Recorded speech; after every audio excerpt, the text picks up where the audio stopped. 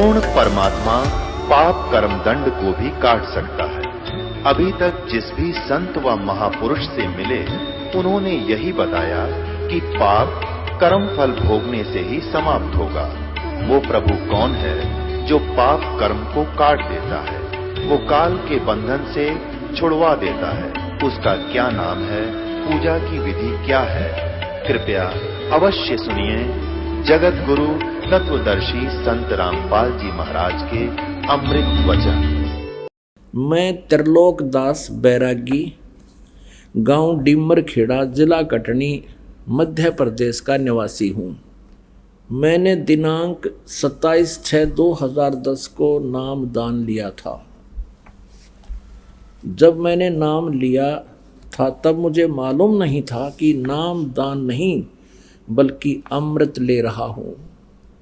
मेरी बात आपको अतिशयोक्त लगेगी, लेकिन कसम मुझे गुरुदेव की चरणों की, इसमें मैंने जो भी अनुभव किया है या जो भी प्रमाण मेरे सामने मैंने कल्पना भी नहीं की थी, जो मुझे लाभ मिला है उसकी कहता मैंने कल्पना भी नहीं की थी मेरे साथ ऐसा चमत्कार होगा। नामदान लेने के 6 माह तक मैं गुरुजी की बताई हर विधि का पालन करता रहा। अचानक 6 माह के बाद मेरा 1 वर्ष का पुत्र बीमार हो गया, जिसका जन्म 5 पुत्रियों के बाद हुआ है। मैं अपने पुत्र का इलाज लगातार 1 माह तक MBBS डॉक्टरों से करवाता रहा, मगर 1 माह तक बालक ठीक नहीं हुआ। अचानक मेरा बालक एक दिन सुबह 9 बजे से आंखें बंद कर लिया, मतलब बेहोश हो गया। मैं उसे लेकर उमरिया पान भागा। वहाँ सभी डॉक्टरों ने इलाज करने से मना कर दिया। ये उमरिया पान कोई तहसील होगी। मैं उसे लेकर सिहोरा गया। सभी जगह MBBS डॉक्टर है, मगर पुत्र की हालत देखकर सभी ने इलाज करने से मना कर दिया। मानो वो बताना चाहते हैं कि तुम्हारा पुत्र की मृत्यु हो चुकी है। पुत्र की उम्र सिर्फ 1 वर्ष थी। हिम्मत बांधकर एक डॉक्टर ने कहा कि अगर इसे ऑक्सीजन मिल जाए तो शायद कुछ हो सकता है।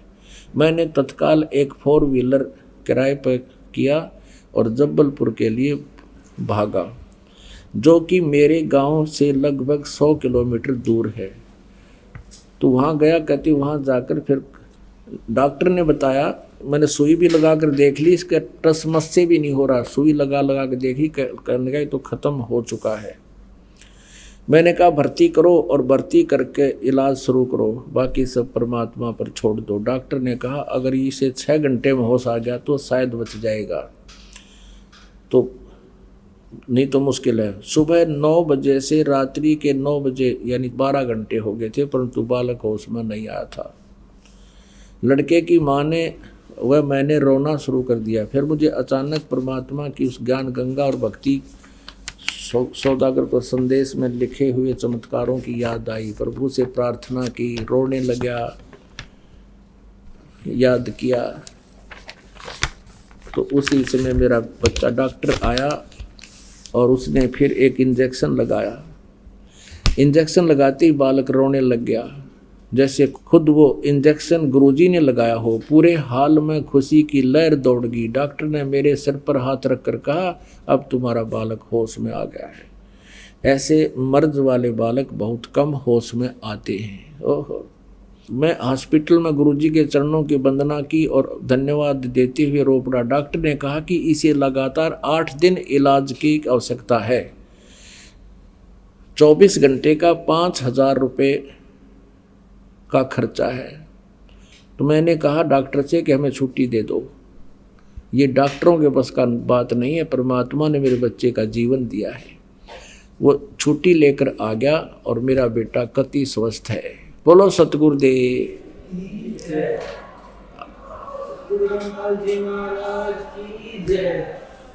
आगे क्या बताता भक्त?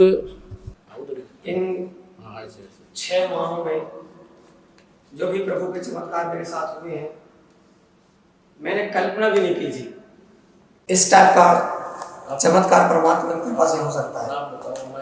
मैं त्रिलोक दास बैरागी ग्राम भीमरखड़ा, जिला कटनी, मध्य प्रदेश से हूँ। 27/6/2010 को मैंने नाम डाल लिया था। और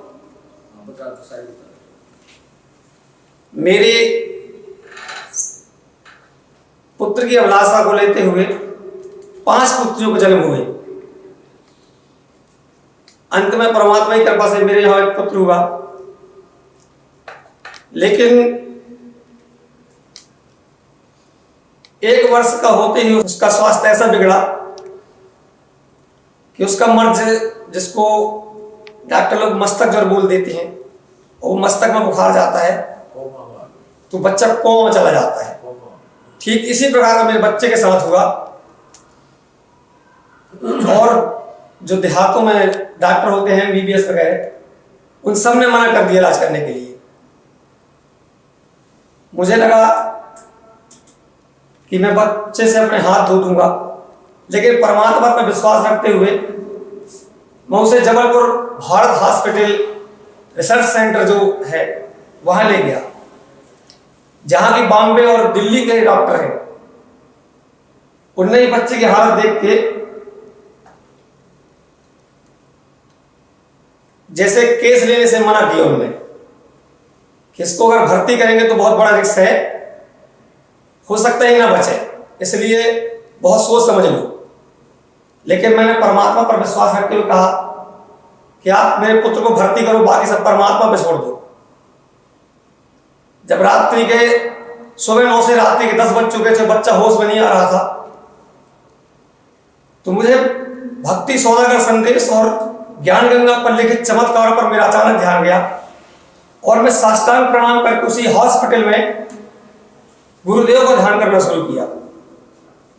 रात्रि में 12 बजे के आसपास जब डॉक्टर राउंड पर आया तो उसने पूछा, बताओ बेटा पुत्र की हालत क्या है। मैंने कहा जिस टाइप से मैं सुबह लेके आया था उसी टाइप से परंपरा में भी डला है, ना रो रहा ना कुछ ही। डॉक्टर ने एक सुई मंगाई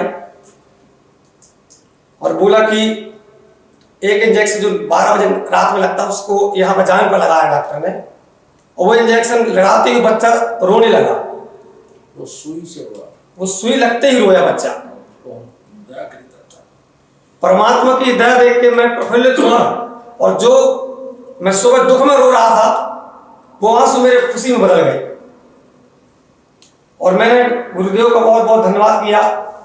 डॉक्टर ने सुबह मेरे से बोला भी कि अब इसको 8 में भर्ती रखो। मैंने कहा आप हमें छुट्टी दीजिए, अब परमात्मा ने रजा बख्शी है, जो भी होगा देखा जाएगा। उसने बोला अगर घर ले जाओगे तो कुछ खतरा हो सकता है।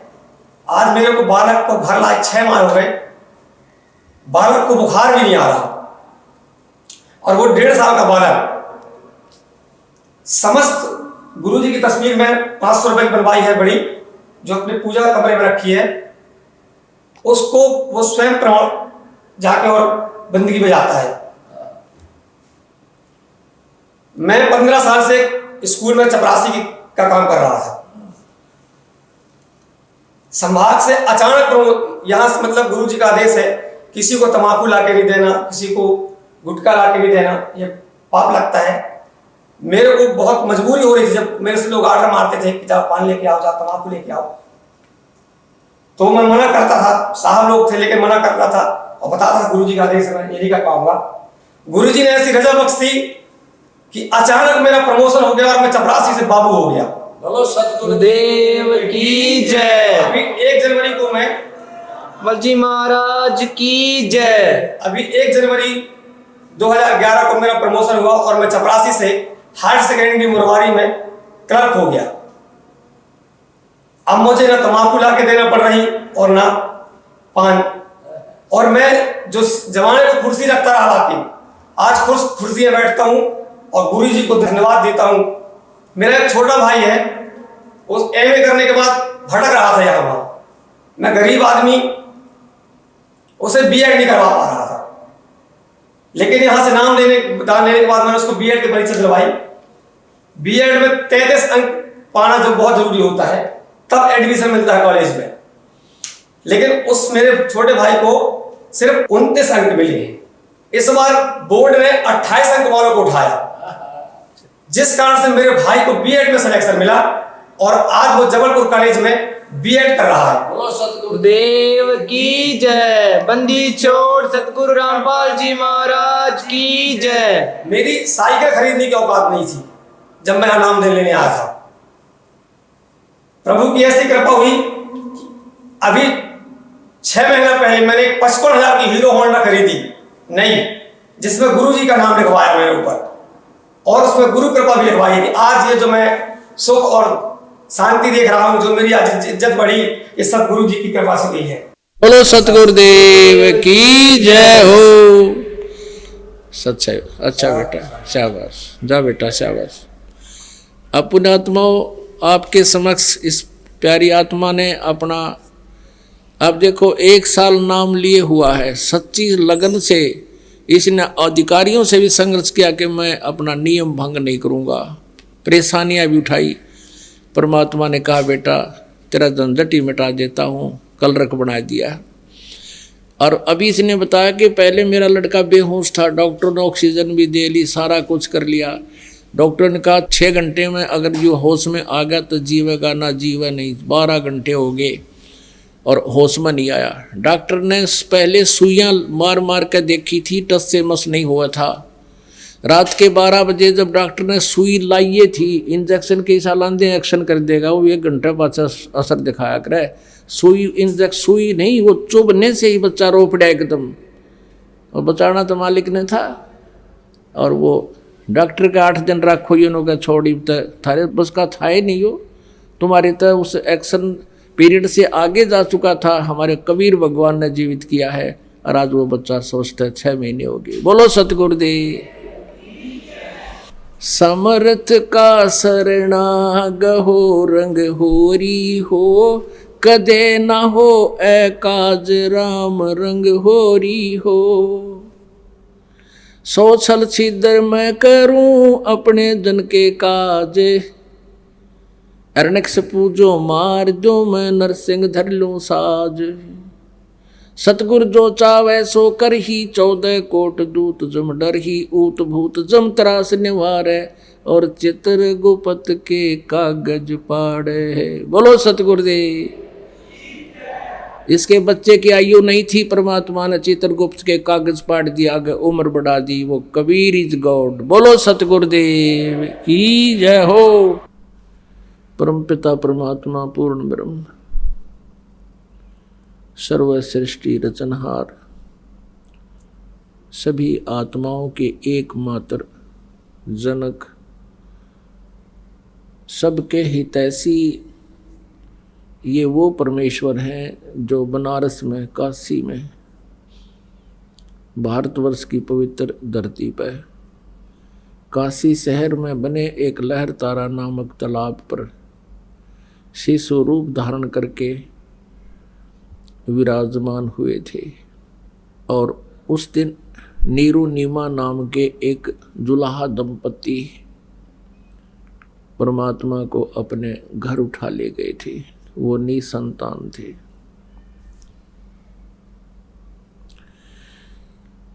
वो परमात्मा प्रत्येक युग में आते हैं। यहाँ काल के द्वारा इतना अज्ञान फैला दिया गया होता है, ये भोली आत्माएं पापों को अधिक ग्रहण करके, घने पाप इकट्ठे करके, और फिर घोर दुख उठा रही होती हैं। तब वो परमात्मा यहाँ आते हैं, अपनी समर्थता से अपनी प्यारी आत्माओं को सुख देते हैं, उनको यथार्थ ज्ञान देते हैं, अपने निज स्थान का ज्ञान कराते हैं, और ये भी बताते हैं कि तुम यहाँ के रहने वाले नहीं हो। ये तो एक जेल है, एक खुली कैद है। परमात्मा कहते हैं तुम जो भी ये दान पुण्य आदि करते हो, शास्त्र विधि त्याग कर, या ब्रह्म सत्र के, या अन्य देवी देवताओं की पूजा करते हो, या जो बिल्कुल नहीं करते हैं, या कोई दान करता है या बिल्कुल नहीं करता है, दान करने वाला स्वर्ग चला जाता है कुछ समय के लिए, अपने पुण्यों को समाप्त करके फिर नरक जाता है। पाप यहाँ अधिक होते हैं।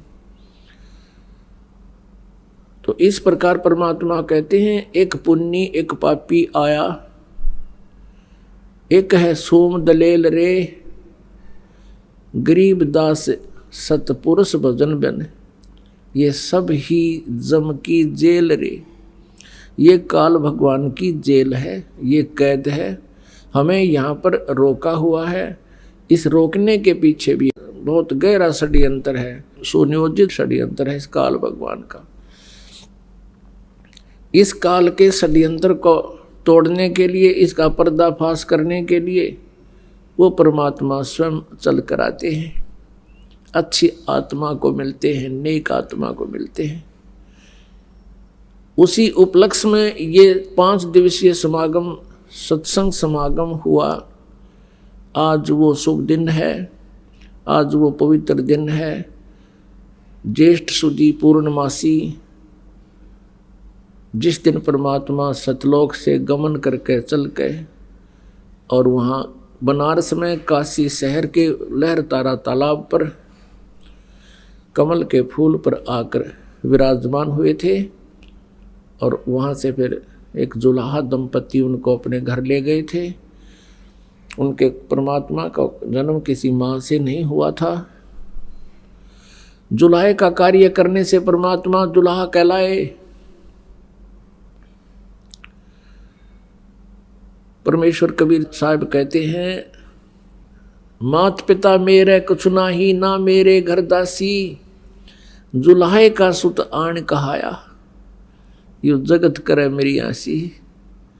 परमात्मा कहते हैं कि ये मुझे ना समझकर मजाक उड़ा रहे हैं, यो दानक जुलाहा क्या जाने भगवान के बारे में। और परमात्मा ने रह रह कर कहा है, हम ही अलख अल्लाह हैं, हम ही वो अलख अल्लाह हैं, कुतुब गोस और पीर, गरीब दास खालिक धनी, हमारा नाम कबीर। रामानंद जी से कहा परमात्मा ने, स्वामी सृष्टा में सारी सृष्टि का रचने हारा, ए स्वामी सृष्टा में सृष्टि मेरे तीर। दास गरीब जी बता रहे हैं, कबीर जी ने बोले, दास गरीब मैं अधर बसूं, ऊपर सतलोक में रहता हूँ, तीसरे मुक्ति धाम में रहता हूँ। अवगत सत कबीर, सुन रामानंद राम हम, और मैं 52 नरसिंह। परमात्मा ने कहा कि राम भी मैं ही हूँ। तुम जिस राम को राम समझते हो वो तो राम है ही नहीं। राम मीन गॉड है, तो राम तो एक ही है, वो पूर्ण परमात्मा। जैसे ब्रह्म कहो चाहे राम कहो, अब ब्रह्म कहो, ब्रह्म माने भगवान परमात्मा, लेकिन ये अन्य भी अपने आप को परमात्मा कह रहे हैं। जैसे कल आपने शिव पुराण में देखा, ये काल भगवान ब्रह्मा विष्णु महेश का पिता कहता है अपने ब्रह्मा और विष्णु को, पुत्रो तुमने अपने आप को ईश मान लिया, तुम अपने आप को भगवान मान रहे हो, ये तुमने अच्छा नहीं किया, तुम भगवान नहीं हो, तुम ईश नहीं हो। परमात्मा कहते हैं, मुल्ला माया मग में बैठी हंसा चुन चुन खाई, और ये ज्योत स्वरूपी कहे निरंजन मैं ही करता भाई। अब परमात्मा कहते हैं, ये ज्योत निरंजन अपने आप ने भगवान बतावे, ये भगवान नहीं है। और ये ब्रह्मा विष्णु महेश को कहता तुम भगवान नहीं हो। अब कौन है वो प्रभु? वो परम अक्षर ब्रह्म, वो वास्तव में ब्रह्म है, वो निज ब्रह्म है। अब यहाँ निज शब्द या परब्रह्म या ब्रह्म के बाद फिर परब्रह्म, फिर पूर्ण ब्रह्म जो लगाना पड़ा, ये अन्य भी अपने आप को भगवान सिद्ध किए बैठे हैं। अन्यथा राम कहो, राम एक ही है, वो पूर्ण परमात्मा। अब पूर्ण परमात्मा इसलिए कहना पड़ा कि अन्य अपूर्ण भी अपने आप को परमात्मा ही कहलाते हैं। तो परमेश्वर कहते हैं, सुन रामानंद राम हम, और मैं 52 नरसिंह। कहते ये लीलाएं मैंने ही की थी, लेकिन महिमा इन विष्णु जी को दे दी ताकि भक्ति की सतिथि बनी रहे। और इस पिछली पीढ़ी तक इस यथार्थ भक्ति ज्ञान को छुपा के रखना था और परमात्मा की महिमा पुण्यात्माओं के हृदय में बनाए रखनी थी। इसलिए परमेश्वर रह रह कर आते रहे। जैसे आदरणीय गरीबदास साहिब जी को मिले, आदरणीय दादू साहिब जी को मिले, आदरणीय नानक साहिब जी को मिले, आदरणीय मुल्कदास साहिब जी को मिले, आदरणीय गीसा दास साहिब जी को मिले, आदरणीय धर्मदास साहिब जी को मिले, आदरणीय अब्राहिम सुल्तान अधम को मिले। अब पुण्यात्माओं, परमात्मा इसलिए आते रहे कि भगवान की सतिथि अभी बनी रहे। काल चाहता है कि ये सब नास्तिक हो जाएं, जैसे पूरा चीन नास्तिक हो गया। पहले वो बुद्ध धर्म को मानता था, अब उस साधना से, बुद्ध जी के द्वारा बताई गई साधना से कोई आध्यात्मिक लाभ होना ही नहीं था, इसलिए सब नास्तिक हो गए कि परमात्मा कहीं नहीं है। और काल यही चाहता है कि परमात्मा से आस्था उठ जा, फिर ये भगवान चाहे को ना सारे एक दूसरे पर लड़े जा, झगड़े जा, लट्ठम लट्ठा, चोरी ठगी, मुकदमेबाजी, ये फंसे रहे, भक्ति करें को ना। ये तो परमेश्वर आते हैं, शांति स्थापना करते हैं। इसी उद्देश्य से परमात्मा सतलोक से चलकर यहाँ आए। ये वो शुभ दिन है जिस कारण से आज हमें उस परमेश्वर की जानकारी और अपने निज घर का ज्ञान हुआ।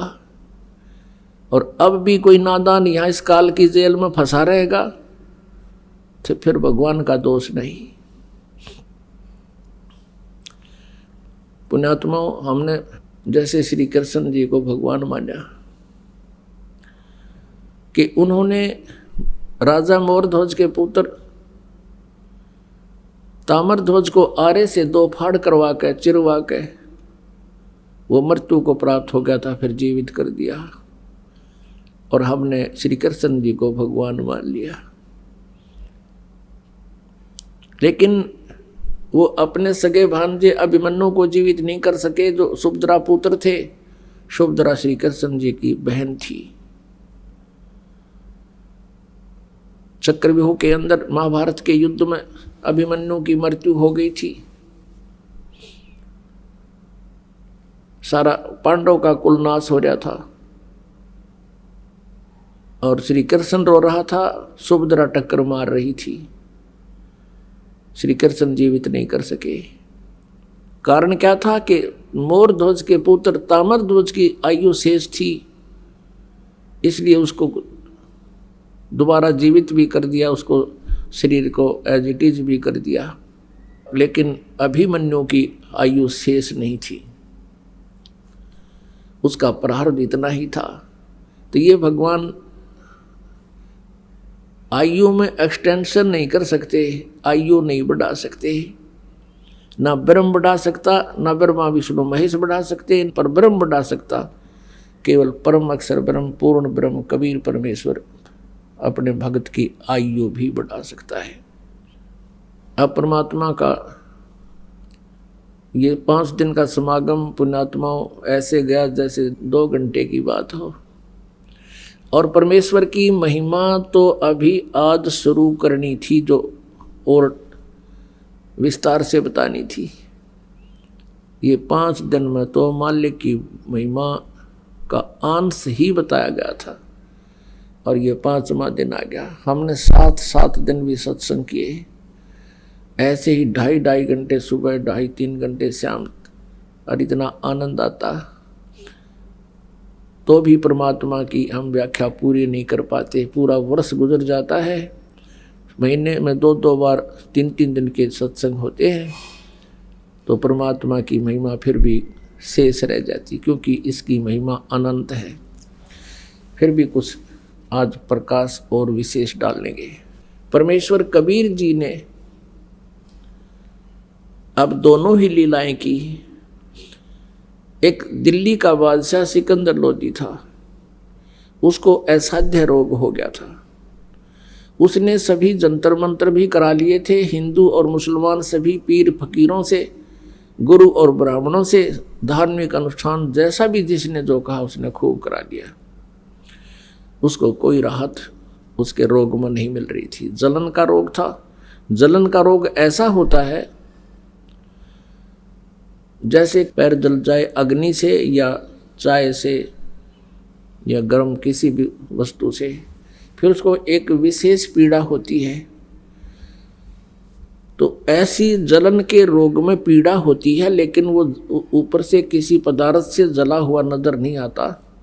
पूरे शरीर में ऐसी दाह लग जाती है। और सिकंदर लोधी बहुत क्रूर राजा था, हिंदुओं से मुसलमान बनाया करता था जबरदस्ती। राजा होकर के ये और भी बहुत दुष्कर्म कर डालते हैं। इसलिए परमात्मा कहते हैं तब से राज राज मधुमानम जन्म तीसरे शुक्र सवानम। राज्य का पद पाकर ये इंसान इतना फूल जाता है, कुछ भी ऊंच नीच नहीं देखता, भगवान से भय खत्म हो जाता है, सब यशमैन हो जाते हैं। फिर ये मनमानी करके और नरे पाप इकट्ठे कर लेता है, फिर उन पापों का भोग भी उसी को भोगना होता है। उसी पाप कर्म के आधार से जन्म जन्मांतर के पाप हमारे संचित होते हैं, उन्हीं में से कुछ पुण्य और पाप मिला के मानुष जीवन में प्रारब्ध बना दिया जाता है। अब सिकंदर लोधी जी ने सब जगह अपना इलाज करवाया। पहले तो सभी ने जंतर मंत्र बताए, फिर अंत में कह दिया कि राजन हमारे पास ऐसी औषधि है, आग लगा दे लकड़ी में और कितनी जोर से जल रही हो 1 सेकंड में बुझा देगी। ऐसा ही करके दिखा दिया। और ये औषधि आपके काम नहीं कर रही, बिल्कुल भी निष्क्रिय होगी है। तो परमात्मा कहते हैं कि जब जीव के पाप बढ़ जाते हैं, ये मेडिसिन भी रिएक्शन करना शुरू कर देती है। तो पुण्यात्माओं, प्रारब्ध पाप से जो कष्ट हुआ है उसका औषधि काम नहीं कर सकती, उसमें परमात्मा की रहम की आवश्यकता होती है। सभी ने ये बता दिया कि तेरा ये प्रारब्ध का कर्म है, तेरे भाग्य में लिख दिया गया है विधाता ने, इसका अंत तेरी मृत्यु के साथ ही होगा, इसका कोई विकल्प नहीं। एक दिल्ली का बादशाह, अब वो क्या ट्रीटमेंट नहीं करवा सकता, उसने ये कह दिया कि जो मेरा इलाज कर देगा उसको मुंह मांगा धन दूंगा। लेकिन सब विफल रहे। किसी ने बता दिया कि काशी में एक बहुत पहुंचे हुए महापुरुष हैं और कबीर नाम है उनका, यदि वो आप पर रहम कर दे तो आपका रोग दूर हो सकता है। और भी बहुत से प्रमाण बताए कि उसके ऐसे गड़बड़ थी, वो ठीक हो गया। दिल्ली में भी एक ऐसा व्यक्ति था, उसको ऐसे ठीक हो गया। फलाने गांव में ऐसे था, उसको ऐसे आराम हो गया। तब राजा को कुछ आशा की किरण दिखाई दी। सभी अपने मंत्रियों से कहा कि तुम काशी में चलने का प्रबंध करो।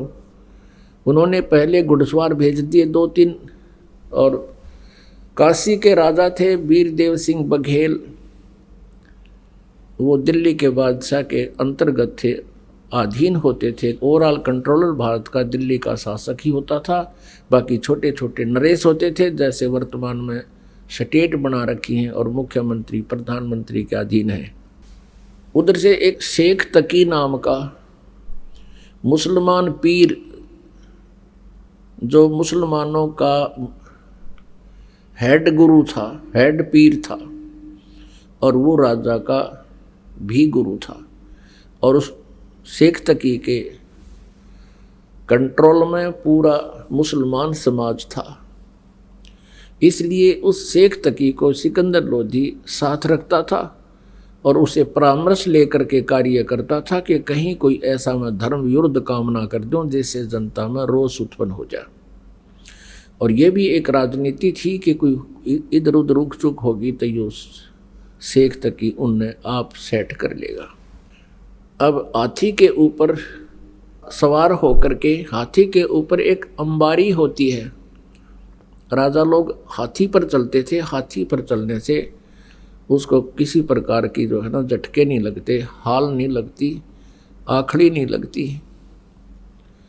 बहुत एक अच्छी यात्रा, कंफर्टेबल ट्रैवलिंग मानते थे हाथी के ऊपर चलना। और उसके ऊपर एक कक्ष बना दिया जाता था, एक रूम काठ का, उसमें राजा चलते चलते विश्राम भी करता था, बैठता भी था। हजारों की संख्या में अंगरक्षक साथ सैनिक चल पड़े, पहुंच गए वीर सिंह के पास।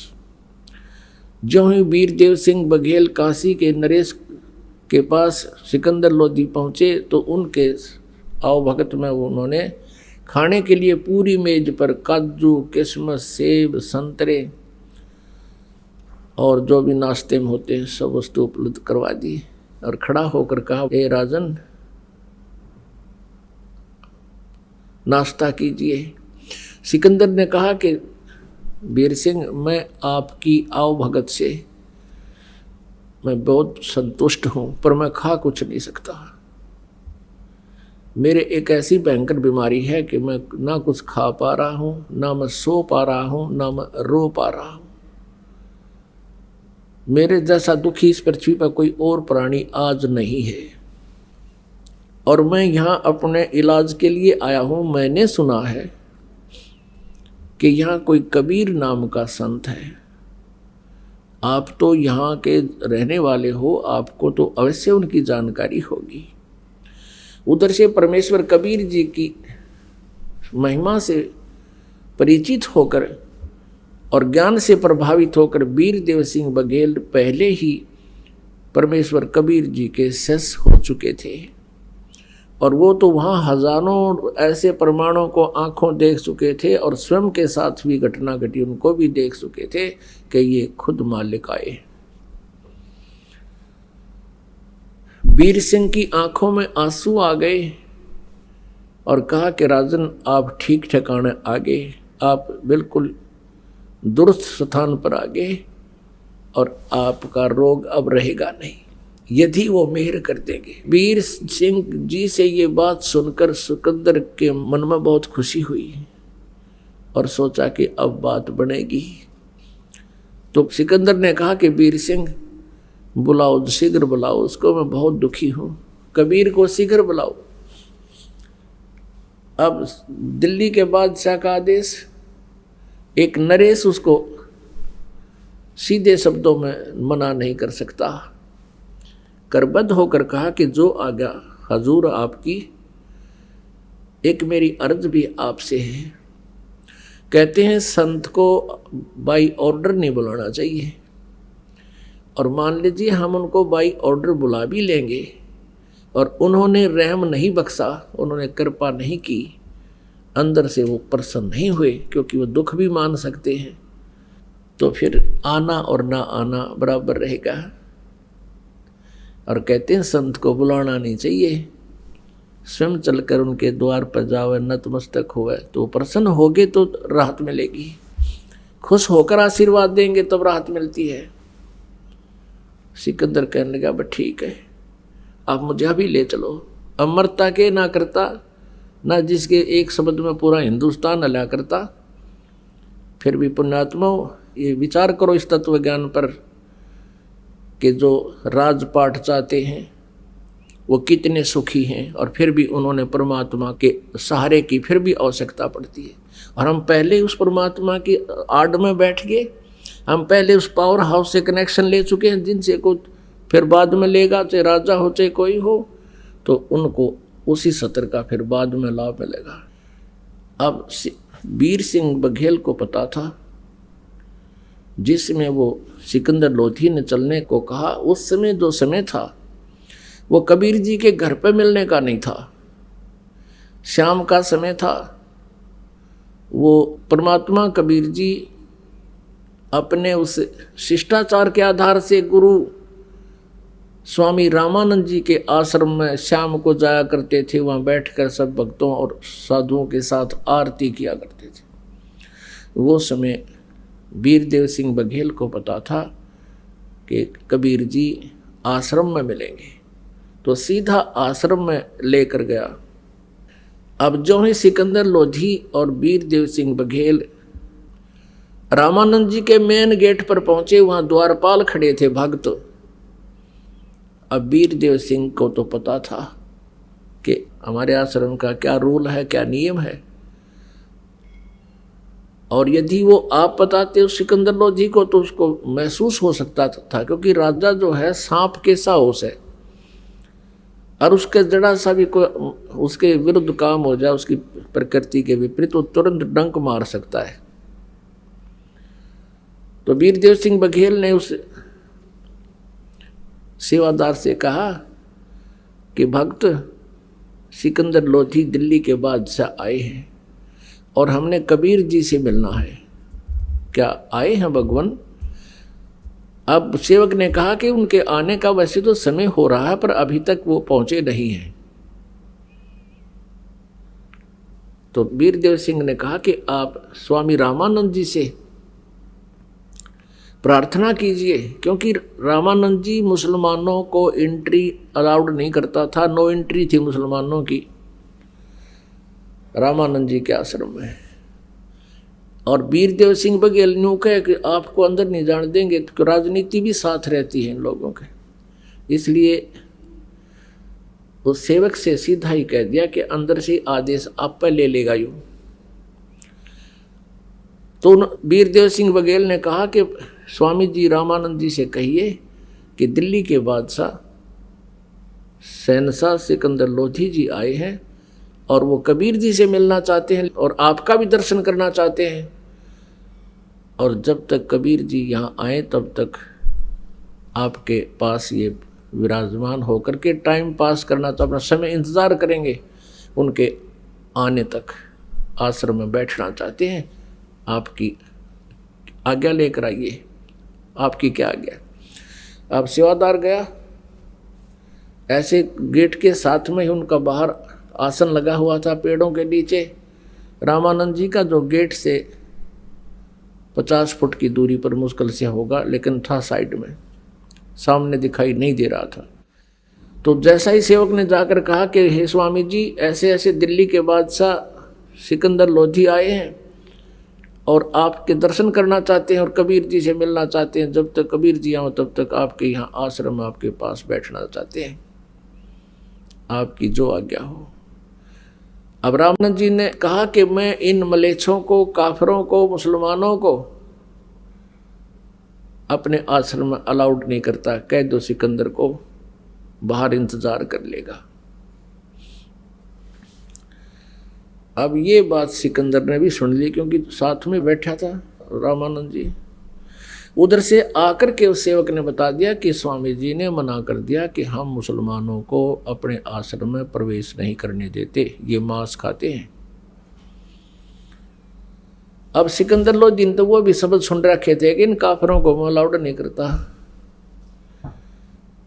अब राजा वो क्रिमिनल कीड़ा फिर उठ गया, उसके काट ली तलवार। उसने सोची कि एक दिल्ली के बादशाह को और ये 2 कौड़ी का एक ऋषि ऐसे पेश आ रहा है, तो अन्य के साथ इसका क्या व्यवहार होगा। निकाल कर तलवार पहुंच गया अंदर, फिर किसकी परमिशन की जरूरत थी। और जाते ही रामानंद जी के कि तुम हमें काफिर कहता है, ले तुझे मजा चखा, तो उसकी गर्दन काट दी तलवार से, 2 टुकड़े हो गए। अब ये मन गलती तो करवा दे है एक बार, आत्मा फिर रो है, देख इस नीच ने फिर के कर दिया कर्म। आत्मा रोती है, मन को बहुत धिक्कारती है। अब फिर उसका तुरंत याद आ गई। सिकंदर लोधी कहने लगा, वीर सिंह मैं बहुत नीच आदमी हूँ, देख मेरे किसे खोटे कर्म लग रहे हैं। आया था अपना दुख निवारण करवाने के लिए, और देख गुस्से में आकर मैंने महात्मा की हत्या कर दी। अब कबीर जी भी मुझे राहत नहीं देंगे, क्योंकि मैंने उनके गुरु को मार दिया। अब चल वीर सिंह, चलते हैं वापस। अब कहते हैं परमात्मा 100 छल छिद्र मैं करूं। अब फिर वो न्यों भी डर गया कि कबीर जी बहुत पहुंचे हुए महापुरुष हैं, और उन्होंने यदि तुझे श्राप दे दिया तेरी और बिरान माटी होएगी। अब जो ही वो आश्रम से दोनों राजा बाहर आए, सामने से कबीर परमेश्वर आश्रम में आ रहे हैं। अब वीर सिंह जी ने देखा आगे भगवान, तो अब वो शिष्य था उनका, दंडवत प्रणाम किया और कहा राजा से कि ये आगे भगवान, ये आगे हैं कबीर जी। अब सिकंदर लोधी की तो घीघी बंद रही थी, अगी आगे आगे तब तय मर गया तू तय। अब एकदम डरते ने उसने भी दंडवत प्रणाम किया, और पुण्यात्मा परमात्मा से लाभ उसी समय मिलता है जब हम अति अधीन हो जाते हैं। तो परमेश्वर ने उस सिकंदर लोधी को राहत देने के लिए ये भी एक लीला करनी पड़ी, और रामानंद जी भी सेट करने थे, उसमें भी कमजोरी रह रही थी। एक तीर से 2 शिकार किए दाता ने। सिकंदर लोधी यदि विनम्र नहीं होता, जैसे कबीर जी आते हैं और वो सीधी बात करो खड़ा खड़ा, मैं बहुत दुखी हूँ, मुझे राहत दे दो, मेरा इलाज करो, जैसे आम वैद्यों को बुलाता था, वैद्य नीचे बैठते थे, वो सिंहासन पर बैठता था। अगर ऐसे प्रभु के सामने वो एक्टिंग करता तो मालिक उसको कोई राहत नहीं देते। अब अति अधीन दीन हो प्राणी, वह को कह ये अकथ कहानी। अब दोनों दंडवत किए हुए सामने, काशी नरेश और पूरे भारत का राजा, परमात्मा ने झुक के दोनों के सिर पे हाथ रखा, मुकुट समेत दंडोत प्रणाम कर रहे हैं, और परमात्मा ने उनके दोनों के सिर पे हाथ रखा आशीर्वाद वाला, और कहा इस गरीब के पास ये दो नरेश आज कैसे आगमन हुआ। अब सिकंदर लोधी खड़ा होकर आंखों में पानी भर के ये कहने लगा कि हे प्रभु, जिस उद्देश्य से हम आए थे आपके दर्शनार्थ, वो तो आपके सप्रस मात्र से मेरा दुख दूर हो गया। परमेश्वर ने यूं ही कहा था हाथ रख के कि ये दिल्ली के बादशाह और काशी नरेश आज कैसे आगमन हो गया दास के पास, तो ऐसे हाथ रखते उसका रोग ऐसे छू मंत्र हो गया जैसे कदे बीमार नहीं था। एकदम राहत पूरे शरीर में, बिल्कुल खुशी की लहर दौड़ गई, और सिकंदर लोधी ने समझ लिया ये तो अल्लाह आए हैं। चरण पकड़ दिए और कहने लगे प्रभु मुझे माफ़ कर दो, मैं बहुत नीच आत्मा हूँ, मैं बहुत पापी प्राणी हूँ। अब परमात्मा के सामने यो मन भाग जाता है, संत पूर्ण हो तो मन बकवाद छोड़ देता है और आत्मा उभर आती है। आत्मा भी नम्र है, ये मन दुष्ट है, इन दोनों का संयोग है। काल ने इसका अपना एजेंट इसके साथ छोड़ रखा है कि ये इसको पूरा प्रताड़ित करना है, मेरे पाप करवाने हैं, और परमात्मा की भक्ति से फिर ये मन रहता तो साथ है लेकिन अनुकूल हो जाता है। अब परमेश्वर ने कहा क्या बात है कि भगवान आप जिस उद्देश्य से मैं आया था वो तो आपने मेरा आशीर्वाद से मैं ठीक कर दिया, मेरा कहीं ट्रीटमेंट नहीं हुआ था, लेकिन मैंने एक जुल्म कर दिया और आप मुझसे नाराज हो जाओगे और वो रोग मुझे फिर लगेगा, मैं इसलिए डर रहा हूँ। परमेश्वर ने कहा क्या कारण है, उसने सारी कहानी बताई थी। कहा प्रभु हमने आपके इंतज़ार के लिए आश्रम में प्रवेश चाहा था, स्वामी जी ने हमें अभद्र तरीके से पेश आए और बहुत कटु वचन बोले, और मेरे अंदर ये राजपाट का नशा, ये मेरा दुश्मन मेरे साथ था, और भगवान मुझसे भारी गलती होगी, मैंने आपके गुरुदेव की हत्या कर दी। अब उसके मुंह की तरफ देख रहे थे सिकंदर लोधी कि अब ये गुस्सा हो जाएंगे और फिर मुझे शराब देंगे। तो परमात्मा ने कहा कि सिकंदर कोई किसी को नहीं मारता। अब स्वामी जी की मृत्यु आप ही के हाथ से थी, ये संयोग था इनका, आज इनकी मृत्यु होनी थी और आपसे ही होनी थी, इसके प्रारब्ध में थी। और आजा कोई बात ना, एक काम करना, अब ऐसे मत जाना, इसका अंतिम संस्कार करवा के जाना, नहीं तो आपको जनता बहुत भला बुरा कहेगी। अब जब परमात्मा ने कति सिकन भी नहीं करी, कोई गाली नहीं दी, कोई क्रोध नहीं किया, सिकंदर लोधी जान गया कि तो परमात्मा ही हो सकते हैं। ना इतनी देर में तो आग बुबला हो जा और ना 20 गालियां दे क्या क्या श्राप दे दे। लेकिन कबीर परमात्मा वो सुख सागर हैं जो दुख नहीं दे सकते, क्योंकि उसको मालूम है सभी आत्मा मेरी है, किसने श्राप दूं और किसने ना दूं। अब जो ही अंदर गए तो देखा कि स्वामी रामानंद जी के 2 टुकड़े हुए पड़े हैं और गर्दन धड़ से अलग पड़ी है। सभी उपस्थित आश्रम के भक्त कहने लगे कबीर जी को कि भगवान के आज सिकंदर लोधी ने अपने गुरुदेव की हत्या कर दी। सिकंदर थोड़ा पीछे रह गया था, परमात्मा शीघ्र अंदर आ गए थे। परमात्मा कहने लगे, रे आपको इतना भी ज्ञान नहीं, संत कभी मरते हैं? कहते देही को सतगुरु कहिए सब धुंधर ज्ञान, और 4 दाग आवे नहीं उसको सतगुरु जाने। ये देही सतगुरु नहीं, इसके अंदर जो आत्मा है उसमें जितनी भक्ति कर ली वो आत्मा 4 दाग में नहीं आती। उनको ज्ञान आधार से संतुष्ट किया। इतने में सिकंदर लोधी फेर आ गया, वह सारे फेर सुकड़ गए। यो फेर आ गया भाई कसाई, ये तो फेर गड़बड़ करेगा। अब सिकंदर लोधी वहां खड़े हुए देख रहे हैं। परमेश्वर कबीर जी ने दंडवत प्रणाम किया अपने गुरुदेव के चरणों की तरफ, जहां पर धड़ पड़ा था और गर्दन थोड़ी दूर पड़ी थी, और फिर उठ करके उनके चरणों को स्पर्श किया कि हे गुरुदेव, आरती का समय हो गया, उठियो गुरुदेव, भगत समाज आपका इंतजार कर रहा है। इतना ही कहा था कि उसी समय वो गर्दन उठ गए, वो शीश उठ गए और उसकी धड़के ऊपर चिपक गया, और रामानंद जी एकदम बैठे हो गए। और सामने क्या देखा, फिर सिकंदर लोधी खड़ा देखा तो फिर कड़वी कड़वी आंख करी। तो परमात्मा कहने लगे, हे भगवान, हे परमात्मा, हे गुरुदेव, ये आपके बच्चे खड़े हैं।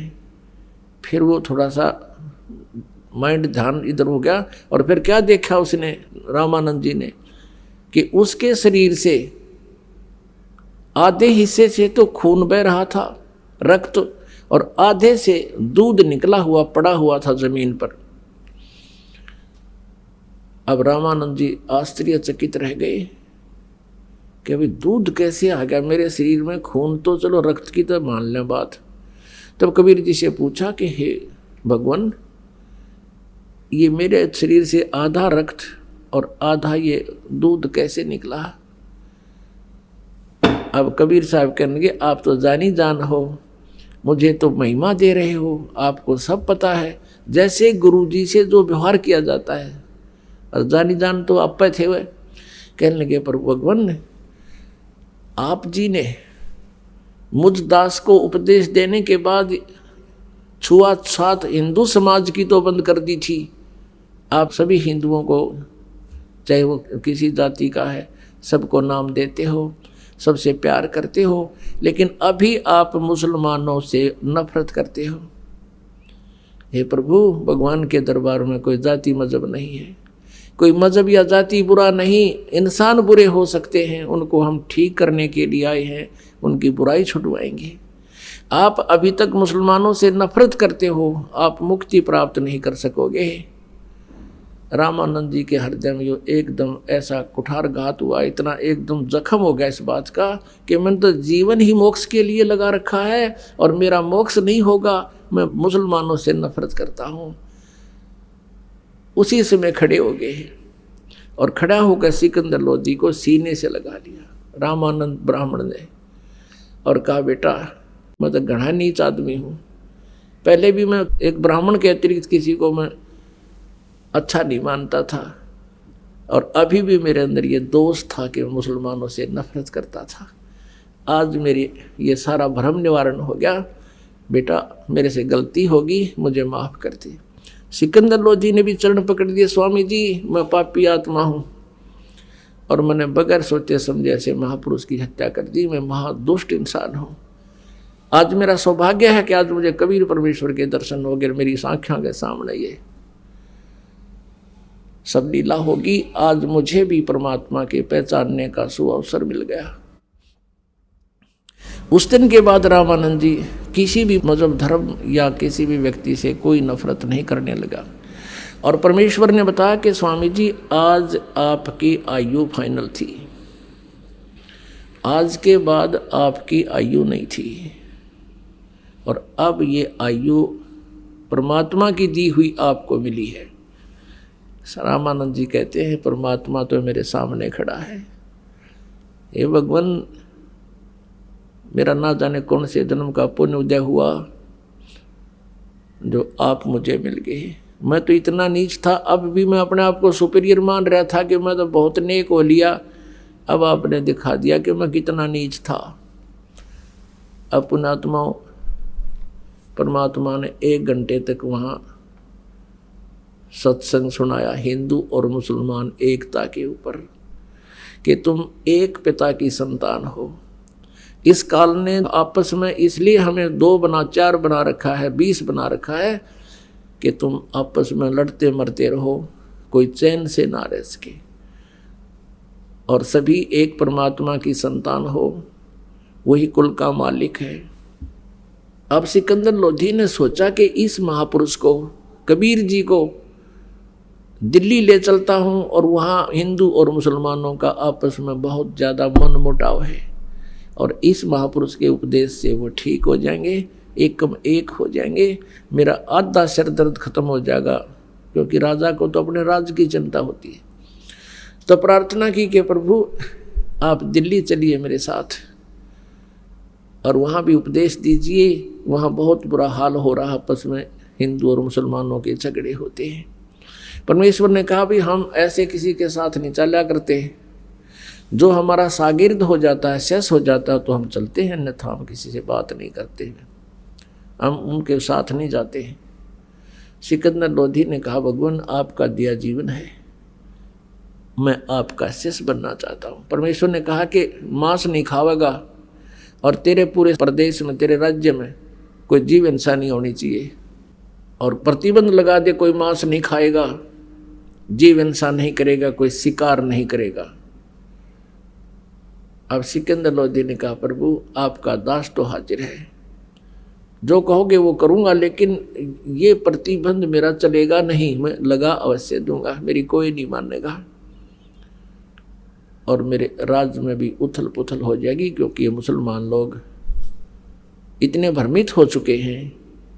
ये मांस को एक जो भोग लगाते हैं उसको प्रसाद रूप में लेते हैं, और जो आप कहो वैसे आज्ञा होगी। परमात्मा बोले पर तू एक काम करिए, तू नहीं खाएगा। बोला जी मैं नहीं खाऊंगा मांस, आज के बाद टच भी नहीं करूँगा, और 2 साधना आप बताओगे मैं वैसे ही करूँगा, और मरता क्या नहीं करता। तो परमात्मा कहा ठीक है मैं चल लूँगा तेरे साथ। उधर से सिकंदर लोधी का जो गुरु था शेख तकी, वो रेस्ट हाउस में ही रह गया था, और सिकंदर लोधी के साथ वो रामानंद जी के आश्रम में इसलिए नहीं गया था कि मैं इन हिंदू काफरों के मंदिरों में नहीं जाता, इनके आश्रमों में मैं नहीं जाता, क्योंकि मैं श्रेष्ठ हूँ। और यह श्रेष्ठ वाली बीमारी जीव न मारे। यह श्रेष्ठ तो एक ही है, उत्तम पुरुष है तू अन्य। वो श्रेष्ठ तो वो परमात्मा ही है, बाकी अपने आप में श्रेष्ठ का है, वो उसकी भूल निरी है, वो बहुत भूल में है, गलती में। अब शेख तकी रेस्ट हाउस में रह गया था काशी में, फिर वापस आ गए सारे, सिकंदर लोधी भी, वीर सिंह और साथ में कबीर परमेश्वर, आगे बैठा वो दूसरा पीर। तो सिकंदर लोधी ने अपने धार्मिक पीर पहले वाले गुरु से कहा कि शेख तकी आज मेरी खुशी का ठिकाना नहीं, मेरा रोग दूर हो गया, ये अल्लाह आए हैं, ये खुद परमात्मा उतरे हैं। अब कहते हैं ना, एक वजीर और फकीर और ये पीर, ये 2 इकट्ठे हुए ना, लड़े ना। अब शेख तकी के तो आग सी लगी अंदर ही अंदर के अब ये सिकंदर लोधी इस दूसरे पीर को, दूसरे गुरु को महत्व देगा, और तेरी महिमा कम होगी, तेरी रोजी रोटी कम होगी। राग द्वेष ईर्षा मान बढ़ाई, कहते हैं राज तजना सहज है, सहज त्रिया का ने, और मान बढ़ाई ईर्षा दुर्लभ तजना ये।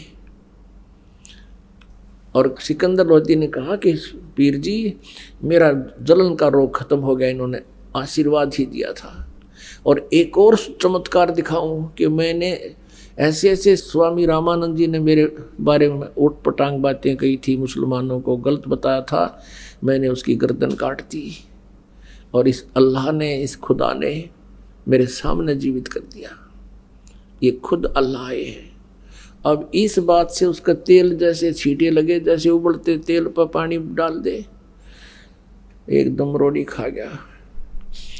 कहने लगा ये सब कहने की बातें हैं, ये सब बनावटी बातें हैं, मैं तो तब जानूं जब मेरे सामने कोई ऐसा करके दिखाए।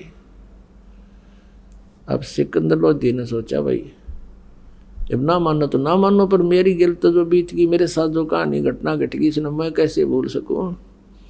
अगले दिन चल पड़े, दिल्ली के लिए प्रस्थान कर लिया और परमात्मा को, कबीर जी को सिकंदर लोधी राजा ने अपने ही हाथी पर अपनी ही अंबारी में आदर सत्कार से बैठा लिया।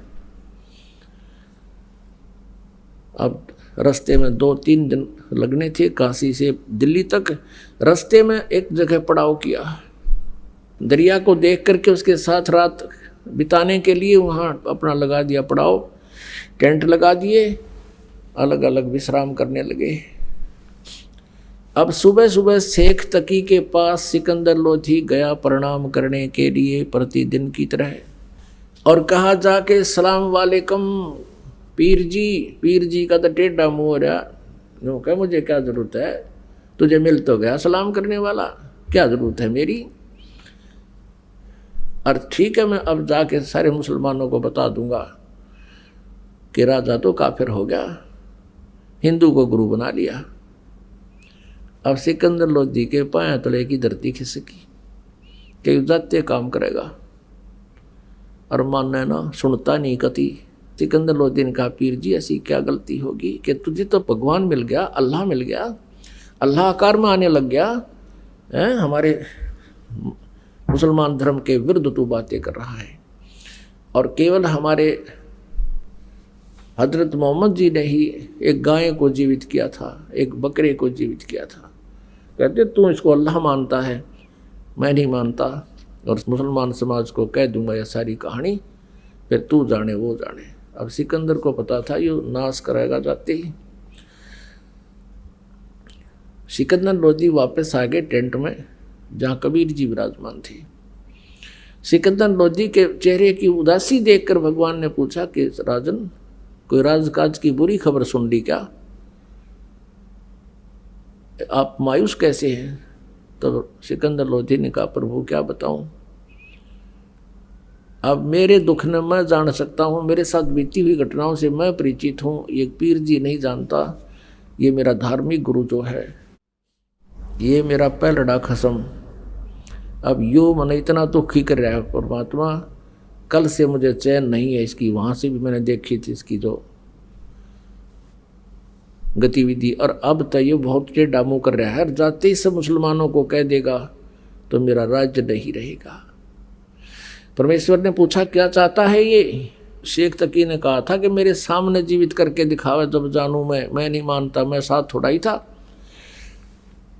तो कबीर जी ने कहा कि उसको कह दो कोई मुर्दा ले आवे, चाहे कोई पशु ले आ, पक्षी ले आ, कोई मनुष्य ले आ, और अब जिंदा कर देता हूँ, कह दे उसको ले आ मुर्दा। सिकंदर लोधी गया शेख तकी के पास और कहा पीर जी आप कोई मुर्दा ले आओ, और कबीर जी कहते हैं अभी जीवित कर दूंगा। तो वो कहता मैं कहाँ से लाऊं, कभी समय आएगा जब देखूंगा।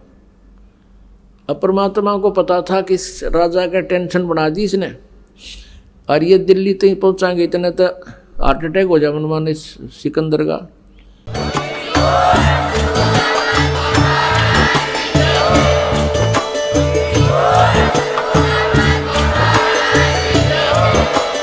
आप सुन रहे थे जगत गुरु तत्वदर्शी संत रामपाल जी महाराज जी के मंगल प्रवचन। अधिक जानकारी के लिए विजिट कीजिए हमारी वेबसाइट www.jagatgururampalji.org। संत रामपाल जी महाराज जी के शुभ आशीर्वाद से पूरे विश्व भर में 500 से भी ज्यादा नाम दीक्षा केंद्र हैं, जिन पर संत रामपाल जी महाराज जी द्वारा ऑनलाइन निशुल्क नाम दीक्षा दी जा रही है। अपने नजदीकी नाम दीक्षा केंद्र का पता करने के लिए संपर्क करें 8222880541।